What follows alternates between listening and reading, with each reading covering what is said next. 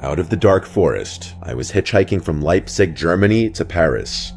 He was a French man, a somewhat dirty and unshaven driver, small and shabby. He agreed to give me a ride in his car, a ride with him to Paris where I needed to pick up my paintings from an exhibition I had there. It was October. I was 29 years old and he seemed about the same age. He spoke broken English. I spoke no French at all. I really didn't have a clue who this guy was. The day was mild, sunny, and blue. It was a warm and comfortable French day, a great day to hitchhike. It was around 4:30 p.m. when I met him at a gas station somewhere in France. I hopped into his little old car, happy to have scored a ride. We drove off to Paris on the main highway. After some small talk, mainly about where I'm from, he reached over my lap and opened the glove compartment. He pulled out what looked like a bunch of passports. They were passports. He handed me all four. The first pretty girl was his girlfriend who died falling off the back of his motorcycle, he said.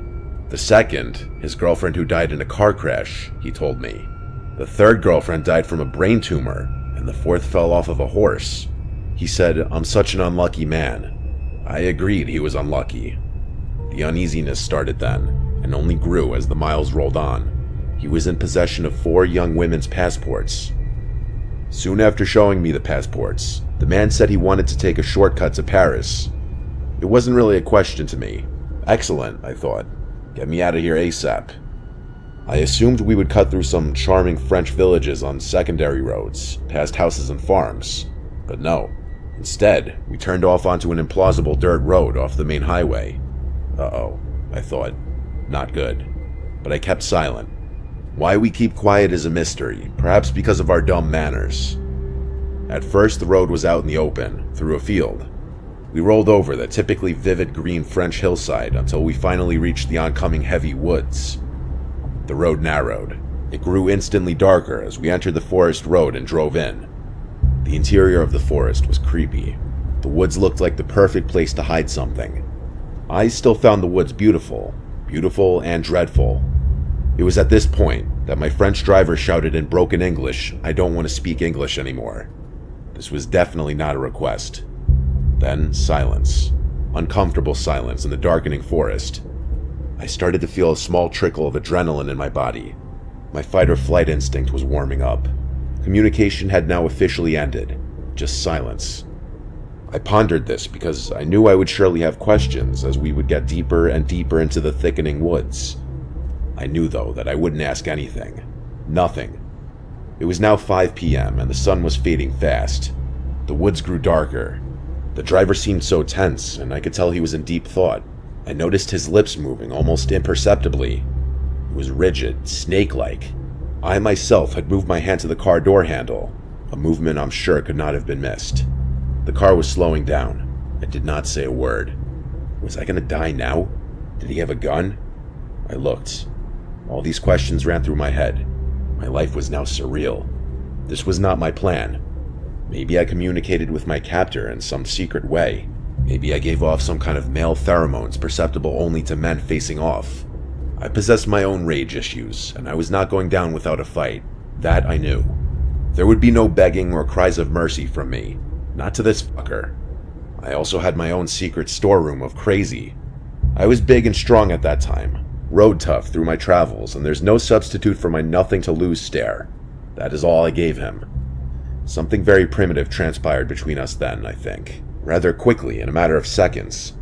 It's a sort of inner calculus as to whether one can overcome, stop, or kill the other guy or not, and all its peripheral considerations, not the least blood, gore, strength, and alas, dying.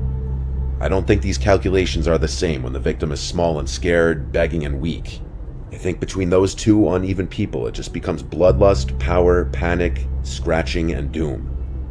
5:12 p.m. The car was now moving really slow. I entered a very strange and new place in myself. I was transformed with very little preparation, transformed into a potential killer myself. Maybe my chauffeur could read my mind or my body language or sense my intent or see my hand on his dirty door handle. It was the moment of truth. And then we suddenly started to speed up. Thank God, out of those woods. Odd how these memories have come back to me as I write this. Some memories I'm not certain of, like, did he say he had to hit one girlfriend with a shovel because she attacked him and would not be quiet and leave him in peace? Did he really explain the 2 backpacks on the back seat? Did I not hear that on purpose? Did I later imagine those words? Did I see more passports in his glove box than the 4 he pulled out? Why didn't I say stop the car after the passport show? The road began to widen and we emerged out of the dark forest into the setting sun, dark red and orange in the sky. I could hear and then see the highway now. I saw tiny houses across the highway. I had no idea where exactly I was. The Frenchman asked me if I wanted to spend the night at his house. We could eat dinner together. A quick film of his filthy torture chamber basement ran through my head. I politely said no, my first words spoken since the order not to speak English. I sincerely think that had I broken that command and blabbered something in the woods, my story might have had a different ending. It all came down to silence. I can be silent, sometimes one needs to be, to contemplate the next move. Maybe one of the faces in the passports may not have been able to spring over her nature and started to talk or beg with fear. Would that have fed the killer's darkness, his evil? Who really knows? I got out at the side of the highway, and with night settling in, I watched him drive away. I never went to the police because I didn't speak French, and I thought maybe my imagination was just too damn active. I yelled something into the night sky, just wondering what the hell just happened. It was fully dark now. I was now exhausted after that little adventure, and I soon fell asleep on the side of the highway. The next morning, I was worried what the new day would bring. I looked at my hands. Am I still alive? Jump ahead 20 years, and I'm teaching a German business student English in a cafe on a boulevard in Leipzig, Germany. For whatever reason, we discuss this topic, hitchhiking, and I tell him my story.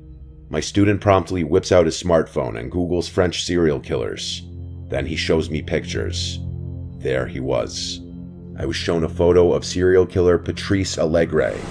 It was him all those years ago, me and him on that strange ride. I had never forgotten his face. At that time, 1990, there was a reported serial killer leaving bodies of girls on the French roadsides and highways. He was in the midst of his killing hobby back then. I had heard about a killer on the loose. My French girlfriend told me to be careful hitchhiking back then. I've often wondered if the murdered women and other men may have been buried in those woods we passed through slowly. I now wish I had gone to the police, and have since subsequently tried. He's in jail and they're not interested. Maybe I could have helped stop more murders back then. That's heavy on my soul, and since then, I felt the dark light in my body. Maybe the souls of the girls escaped with me, desperate to get out of the forest.